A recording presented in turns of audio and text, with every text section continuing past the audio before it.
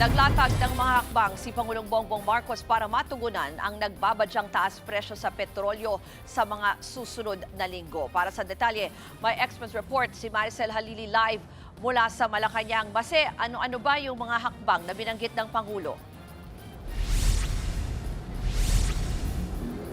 Ruth, pinag-aaralan ngayon ng Malacanang kung kailangan bang humingi ng emergency powers itong si Pangulong Bongbong Marcos para magkaroon siya ng otoridad na maibaba yung excise tax sa mga produktong petrolyo. Ito ay kung ma-meet nila yung mga criteria para rito. Ang paliwanag dyan ni Finance Secretary Frederick Go, dalawang bagay yung kailangan na ikonsidera. Una ay yung presyo ng produktong petrolyo o yung Dubai crude. Kapag umabot na ito ng $80 per barrel, isa na yan sa magiging konsiderasyon. At pangalawa ay yung tinatawag natin na duration. Gaano ba katagal, itatagal kung higit $80 per barrel ang presyo ng Dubai crude? Alam naman kasi natin na malaki yung ating dependence sa Middle East pagdating sa oil supply. Kaya kabilang ito sa mga ikinukonsidera nang sa gayon ay hindi naman maging pasanin talaga ng husto ng ilang mga sektor yung patuloy na pagtaas ng presyo ng langis. Ang sabi nga ni Pangulong Marcos, nakasaad naman sa ating batas na oras na umabot ng $80 per barrel, ang Dubai crude ay magbibigay na sila ng mga government subsidy sa ilang targeted sectors, kabilang na nga dyan yung transportation at yung agriculture sectors. Pero ang pagtitiyak kanina ni PBBM sa kanyang pahayag, meron pa tayong sapat na supply ng petrolyo sa susunod na 50 hanggang 60 days. Pero panawagan pa rin nila, partikular sa mga ahensya ng gobyerno na gumawa ng paraan para sa ngayon pa lang makapagsimula na tayo makapagtipid sa paggamit ng kuryente nang sa gayon ay hindi naman masaid yung ating supply. Narito ang magkasunod na pahayag ni na Pangulong Bongbong Marcos at Finance Secretary Frederick Go.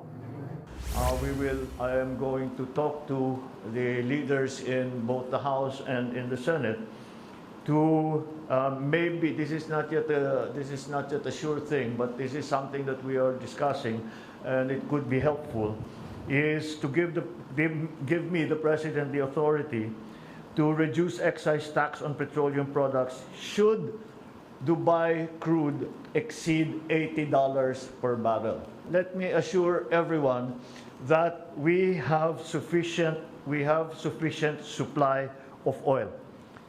Meron tayong stockpile that are approximately 50 to 60 days.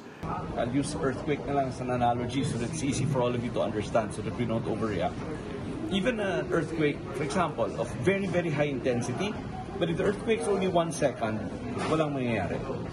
Okay, but a low intensity earthquake that lasts, say, 6 hours, tumba ang building. Okay, so it's a combination of price and duration, just like an earthquake, intensity and duration.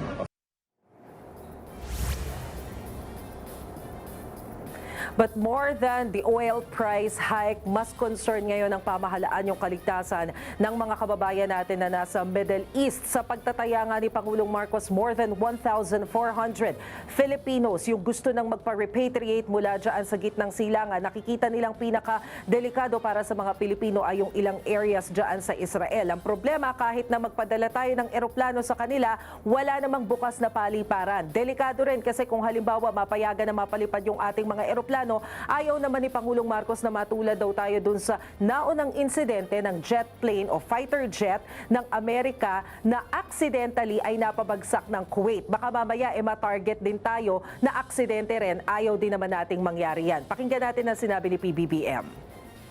Although that will be the best option that we will have in the immediate future.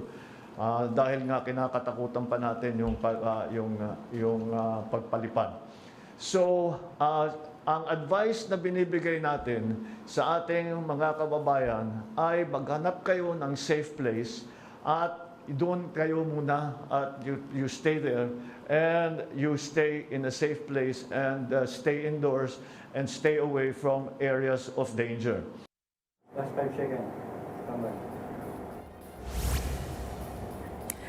Ang tanong ngayon, Ruth, ay kung ano ba ang posisyon ng pamahalaan ng Pilipinas pagdating dito sa nangyayaring tensyon sa gitnang silangan. Ang sagot dyan ni Pangulong Bongbong Marcos, wala tayo sa posisyon para humiling ng tigil putukan dahil hindi naman tayo direktang kasama doon sa gulong nangyayari dyan sa Middle East. Pero of course, umaasa ang Pangulo na matitigil na itong kaguluhan sa pagitan ng US, Israel at ng Iran sa lalong madaling panahon dahil ang priority natin at ang concern natin ay ang kaligtasan ng mga kababayan natin sa nasabing lugar. Pakinggan natin ang sinabi ng Pangulo.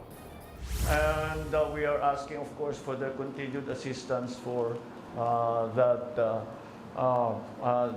for the safety of our people. But let me do it now, if it will help. Let's hope that there is a ceasefire, and we, the Philippines, ask all parties to show restraint and to bring this to a close as quickly as possible.